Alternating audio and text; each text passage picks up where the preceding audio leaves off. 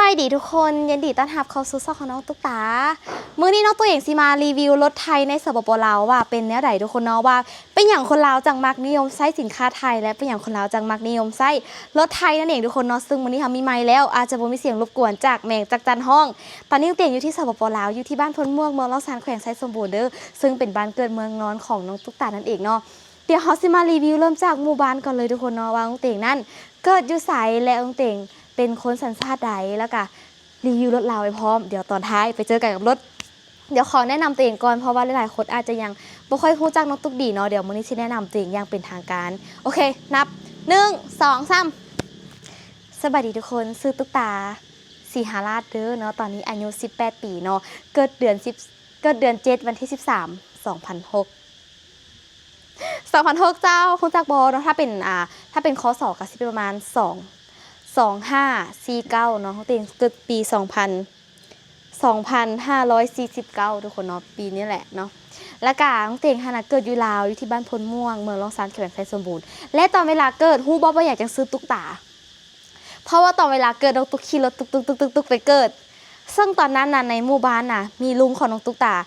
านี่ได้ซื้อมาจากพ่อลุงเสื้อพ่อลุงโอเป็นอ้ายของแม่โคนเนาะแม่ตู้สีมีลูกอยู่ต้องกันประมาณ7 คนทุกคนแม่คูณเป็นคนกลางเนาะลูกชายกกของแม่ตู้สีน่ะมีพ่อลุงสีพ่อลุงวันเดี๋ยวไล่จากลูกกกมาเลยซื้อพ่อลุงสีถัดมาซื้อพ่อลุงวันถัดมาซื้อแม่จันคือแม่ของไออูถัดมาลุงโอถัดมาแม่น้องตุ๊กตาเองแม่คูณถัดมาน้าบ่าวก็คือน้าบ่าวทองถัดมาลูกล่าสุดก็คือแม่จำปีเนาะแม่สลายคนลาวนี่เป็นลูกล่านี่สลายจะเป็นคนเลี้ยงพ่อเลี้ยงแม่ก็คืออยู่เฮือนกับพ่อกับแม่สิทุกคนเนาะเป็นลูกล่าเนาะเวลาแต่งงานหรืออีกอย่างสินะก็จะแบบมาอยู่กับพ่อกับแม่สินะทุกคนเนาะแม่เนาะสลายคนลาวจะนิยมแบบนี้และเวลาซื้อของแม่ตู้สีสลายจะไปอย่างจะแม่ตู้สีเพราะว่าลูกชายก็ของแม่ตู้สีนั้นซื้อว่าสีพันดอนแต่ว่าสั้นๆว่าสีก็เลยแทนคำนำหน้าของซื้อแม่ก็คือลูกชายกกนั่นเองเนาะหรือแล้วแต่คนบางคนก็แม่น้องตุ๊กว่าแม่ต้นตาลแม่ตาลสินะเพราะว่าอายกกของตุ๊กขนาดชื่อต้นตาลครอบครัวของน้องตุ๊กขนาดมีอยู่น้ำกัน5 คนมีพ่อมีแม่มีน้องตุ๊กมีไอ้น้องกัน3 คนเนาะบุญหลวงพ่อกับแม่มีไอ้น้องกัน3 คนมีอ้ายผู้นึงชื่อต้นตาลอายุประมาณ22 ปีและน้องตุ๊กเองเป็นลูกสาวกลางและลูกสาวผู้เดียวเนาะชื่อตุ๊กตาอายุประมาณ18 ปีและน้องสายล่าของน้องตุ๊กขนาดคือไทเกอร์เนาะอายุประมาณ5 ปีแล้วไทเกอร์อายุประมาณ5 ขวบแล้วค่ะนั่นแหละตอนนี้เฮียนอยู่อนุบาล2เนาะส่วนน้องตุ๊กเฮียนต่ออยู่ระดับปริญญาตรีในมหาวิทยาลัยประเทศไทยในระดับปี2ถ้ากลับไปเฮียนเดือนมิถุนายนนี้ก็ขึ้นปี3นะเด้อเจ้านั่นแหละทุกคนช่วงนี้ช่วงปิดเทอมก็เลยกลับมาเรียนภาษาเพิ่มอยู่สปปลาวหลายคนอาจจะงงว่าสรุปเรียนอยู่ไทยหรือเรียนอยู่ลาวสรุปแล้วมันเรียนอยู่ไทยแต่ว่าแค่ช่วงปิดเทอมเขาก็เลยมาหาเรียนภาษาเพิ่มอยู่ในสปปลาวนั่นเองทุกคนเนาะแต่เว้าถึงเรื่องระบบการศึกษาในลาวค่อนข้างที่จะดีขึ้นกันทุกคนนะเพราะว่าคนลาวตอนนี้นิยมการเรียนภาษาหลายแห่งโดยเฉพาะภาษาจีนและภาษาอังกฤษ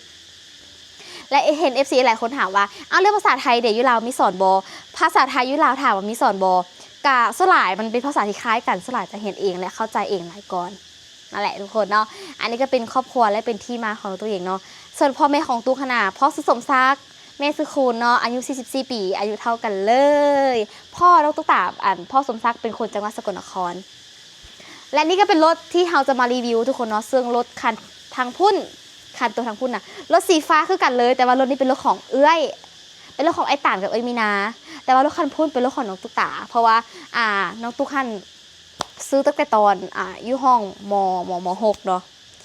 ซื้อตอนอยู่ห้องม.6 ตอนนี้ก็ได้ประมาณ5 ปีแล้วทุกคนเนาะแต่ว่ามันยังทนทานและดีและรู้สึกว่ามันยังไม่รถยังไม่พอๆกันเลยรถไม่พอๆกันเลยกับรถของไอ้ตาที่หากซื้อในช่วงปีที่แล้วเนาะเพราะว่าคือส่วนหลายคนเราจะนิยมไซส์เนาะก็คือนิยมไซส์เป็นสินค้าไทยรถไทยอย่างไทยหลายก่อนเพราะว่าอย่างของบอกทุกคนในการไซส์แบบนี้ทุกคนเพราะว่าคนลาวนะไซส์มาแต่ดั้งเดิมอยู่แล้วเพราะว่าเวลาซื้อรถแต่ว่าราคาที่เป็นสินค้าไทยนะมันจะค่อนข้างที่แพงกว่าราคาที่เป็นของจีนเนาะโดยเฉพาะรถจักรยกตัวอย่างซื่อๆเนาะก็คือรถจักรนั่นบอรถจักรของไทยราคาประมาณ20 กว่าล้านกีบหรือ30 ปลายล้านกีบแต่ว่าของ ของรถจีนก็จะลุดลงมา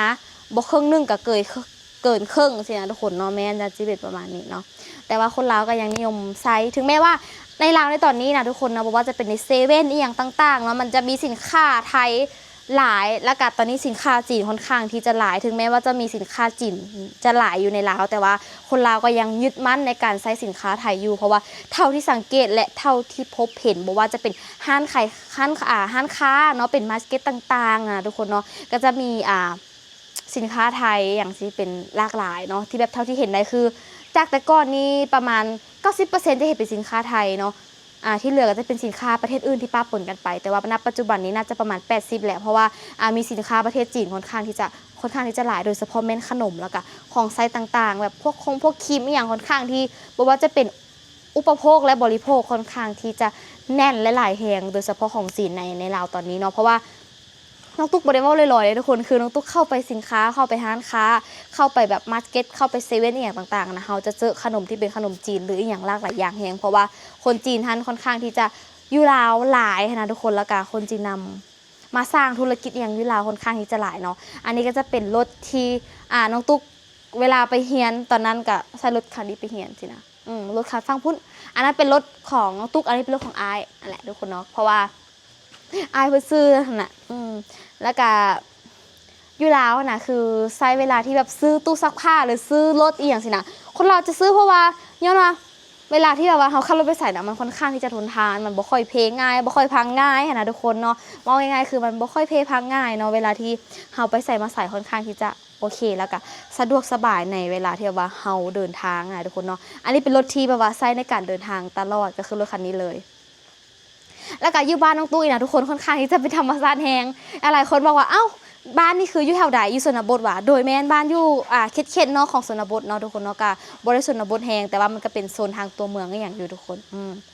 มันเป็นเมืองแรกที่มาฮอดเป็นเมืองแรกที่มาฮอดไซสมบูรณ์จากเวียงจันทร์ทางเวียงจันทร์มาจะเป็นเมืองแรกที่มาฮอดจะไปใส่ไปดีนะไม่น่าดีไม่น่าก็จะไปนะวะ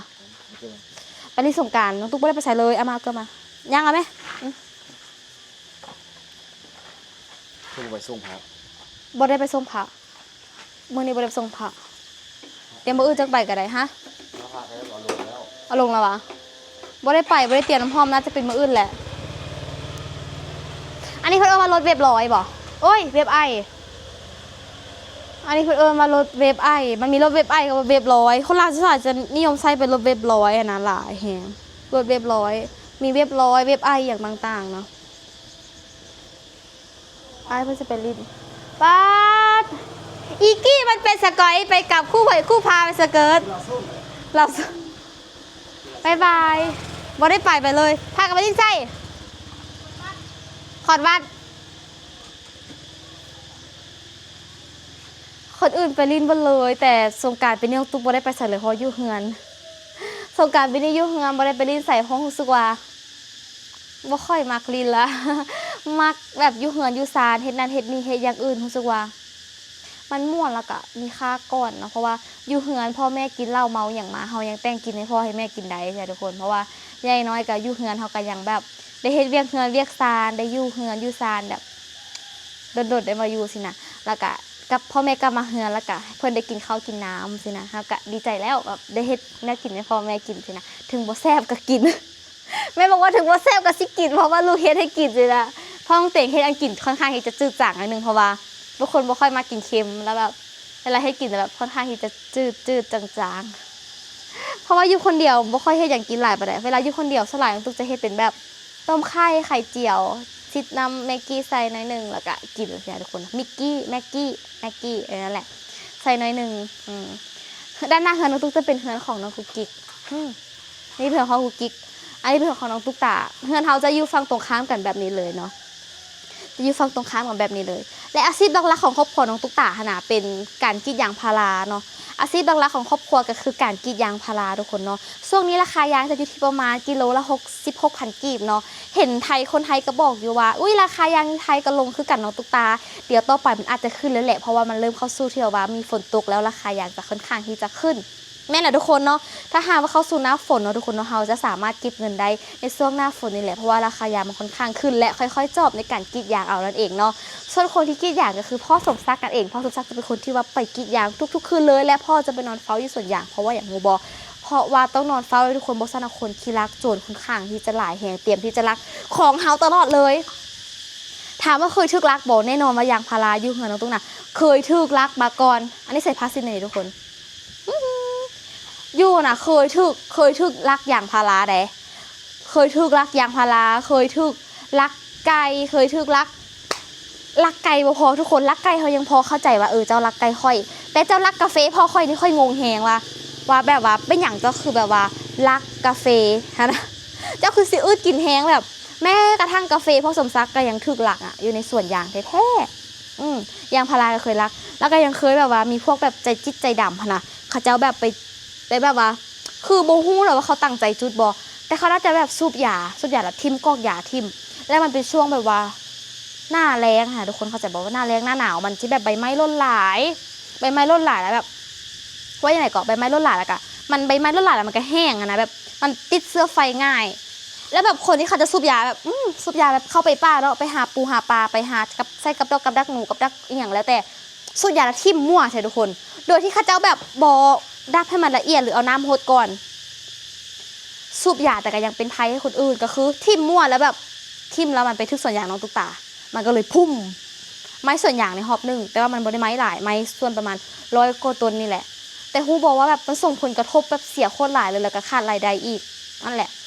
จังบอกพ่อตลอดว่าถ้าไผ่ก็ตามที่สูบยาเพราะว่าลุงเต่งเคยห้ามพ่อแล้วว่าบ่อยากให้พ่อสูบยาซึ่งมันบ่ดีค่ะทุกคนเขาจึงห้ามถ้ามันอันใดมันดีบ่เคยห้ามดอกว่าพ่อเฮ็ดโลดค่ะมันดีแต่ที่มันบ่ดีต่อสุขภาพพ่อบ่อยากให้พ่อแบบเจ็บป่วยเวลายามเฒ่ามาเพราะว่าการสูบยามันส่งผลกระทบต่อตอนเฒ่าตอนแก่เพราะเขาสูบไปเรื่อยๆแล้วมันทำให้ร่างกายทำให้ปอดเฮาแม่นบ่เอาเต่งก็บอกพ่อตลอดว่าพ่อถ้าพ่อเศร้าบ่ได้นะก็ขอให้พ่อน่ะพอดในการสูบยาหรือบ่ซั่นเวลาทิ่มกอกยาก็ให้เบิ่งแน่อย่าย่านแบบให้มันเกิดคือตอนไฟไหม้ส่วนยางนั่นแหละคือเวลาสูบยาขอแค่ตั้งแต่อย่างเดียวคันสิสูบก็สูบโลดคันเจ้าบ่ฮักตัวเองนะสูบโลดแต่ว่าขอแต่เวลาทิ่มกอกยาให้ทิ่มแล้วฮู้จักทิ่มเป็นม่องแน่แล้วก็ดับไฟให้มันอาหารแน่เพราะว่าบ่ซั่นมันสิส่งผลกระทบต่อคนอื่นเนาะนั่นแหละคันตัวเองสิเจ็บสิป่วยสูบยาหลายก็ให้เจ็บป่วยผู้เดียวอย่าเอาคนอื่นไปเกี่ยวข้องโดยที่ว่าให้คนอื่นเป็นพิษเป็นภัยย้อนเวลาสูบยาบางเทื่อนะกินควันเข้ามาหาเฮานะเฮาก็รู้สึกบ่โอเคทุกคนเพราะว่าคนสิตายบ่แม่นคนสูบแต่คือคนดมนี่สิตายย้อนว่ามันเด็กน้อยเด็กน้อยปอดอีหยังแบบมันยังแบบบ่ได้แข็งแรงพอที่แบบว่าใจนั้นน่ะคือกินปอดกินแบบกินควันไฟอย่างเข้าไปมันก็บ่ค่อยโอเคนะทุกคนเข้าใจบ่นั่นแหละเอาตุ๊กก็บอกตลอดว่าไผที่สูบยาก็สูบฮู้จักทิ่มฮู้จักม่องสูบแน่สินะเพราะว่า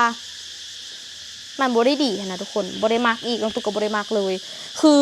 แม่ถามน้องตุ๊กว่าถ้าน้องตุ๊กมีแฟนน้องตุ๊กสิเลือกแฟนจังได๋น้องตุ๊กบอกว่าอันดับแรกเลยคือบ่มักสูบยาแฮงบ่มักสูบยาบ่มักคนกินเหล้ากินเบียร์คือกินเหล้ากินเบียร์น่ะกินได้แต่ขอแต่แบบว่ากินแบบในช่วงแบบว่าเป็นเทศกาลบ่ยามฮอดยามกินก็กินแต่ว่าบ่แม่นว่าโอ้ยอยู่ๆก็สิซื้อมากินนั่งกินนี่ก็บ่ไหวนะทุกคนเพราะว่าบ่ได้พอน้องเต้เป็นคนที่บ่ได้กินอยู่แล้วก็เลยแบบบ่ค่อยมักกับพวกนี้นั่นแหละเพราะสลายคนเมาน่ะฮู้บ่เป็นหยังน้องตุ๊กจะบ่มักคนกินเหล้ากินเบียร์น้องตุ๊กเองก็บ่ได้มักเพราะเป็นคนมักกินเหล้ากินเบียร์คือ1มาเวลาคนกินเหล้ากินเบียร์น่ะคันบางคนกินแล้วแบบมีสติตัวเองก็ถือว่าดีไปแต่บางคนที่ว่ากินแล้วบ่มีสติตัวเองก็คือกินแล้วเมามาหาเรื่องตีกันหรือขับรถไปตำคนนั้นขับรถไปตำคนนี้นี่คือผลกระทบผลเสียของการเมานั่นแหละทั้งที่เขาก็ถือศีลข้อ5อยู่เสียทุกคนมันควรที่จะแบบแล้วถืออย่างอยู่เจ้าก็ควรที่จะคิดแน่ว่าโอเคจะต้องแบบเบิ่งแนวใดอย่างเสียทุกคนนั่นแหละ สรุปจากเรื่องที่แบบว่ามารีวิวรถกลายเป็นคำซื้อเรื่องอย่างกับโอ้โหเลย FC คงแบบงงหลายอันนี้ก็เป็นรถอีแตนทุกคนเนาะเดี๋ยวให้เบิ่งอันนี้เป็นรถอีแตนของพ่อเองเนาะเป็นรถอีแตนของพ่อสมศักดิ์ที่แบบว่าอันนี้ก็เป็นรถอีแตนของไทยคือกันแต่บ่ฮู้ว่าเป็นรุ่นใดบ่แน่ใจนะว่าคือรุ่นไหนแต่ว่าเป็นรถอีแตนของพ่อคือกันเป็นรถอีแตนของพ่อคือกันแล้วก็พ่อซื้อในตอนดนแหงละตอนนี้ประมาณ2-3 ปีที่แล้ว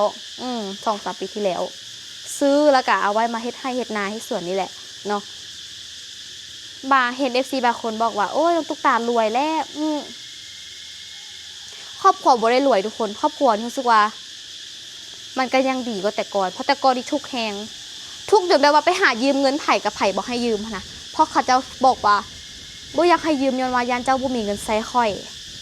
นั่นแหละทุกคนนี่คือคำเว้าที่แบบว่าเฮ็ดให้ตุ๊กแบบคิดได้จนฮอดทุกมื้อนี้เลยว่าคือด้วยความที่ว่าครอบครัวเฮาแบบตอนนั้นขนาดพ่อสมศักดิ์ขนาดหาเงินในบ่แล้วแบบเพิ่นไปรับจ้างเฮ็ดเฮือนเฮ็ดโครงหลังคาแล้วพ่อตกหลังคาก็เลยแบบบ่มีเงินน้องตุ๊กก็ต้องได้ไปจ้างดำนา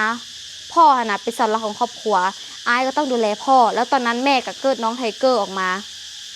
ประมาณ4 ปีที่แล้วอ่ะทุกคนประมาณ5 ปีที่แล้วอ่ะ4-5 ปีที่แล้วอ่ะทุกแฮงตอนนั้นน้องตุ๊กก็สิประมาณ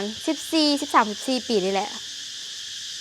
พ่อไปเฮ็ดเวียกบ่ได้แม่ก็เกิดน้องไทเกอร์อายก็ต้องดูแลพ่อกับน้องส่วนน้องตุ๊กน่ะต้องได้ไปจ้างดำนาเพื่อที่จะเอาเงินมาซื้อข้าวกิน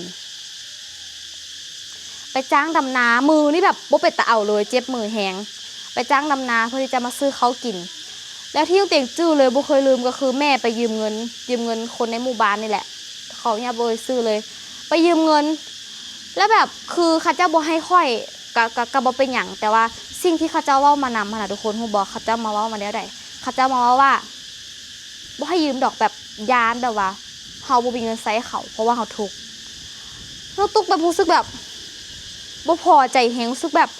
บ่โอเคเลยนะได้ยินคำนั้นมาก็เลยแบบจื้อจนฮอดทุกมื้อนี้ว่าจังได๋สิบ่เฮ็ดให้ครอบครัวไปยืมเงินของคนอื่นเด็ดขาดที่แบบว่าไปหายืมเงินเพราะว่าคือเฮาก็บ่ได้อยากยืมอยู่แล้วอ่ะทุกคนเพราะว่ามันจำเป็นอีหลีครอบครัวเฮาอ่ะคือมันบ่ได้จำเป็นยันว่าบ่มีเวียกเฮ็ดงานทำแต่พ่อหาเงินบ่ได้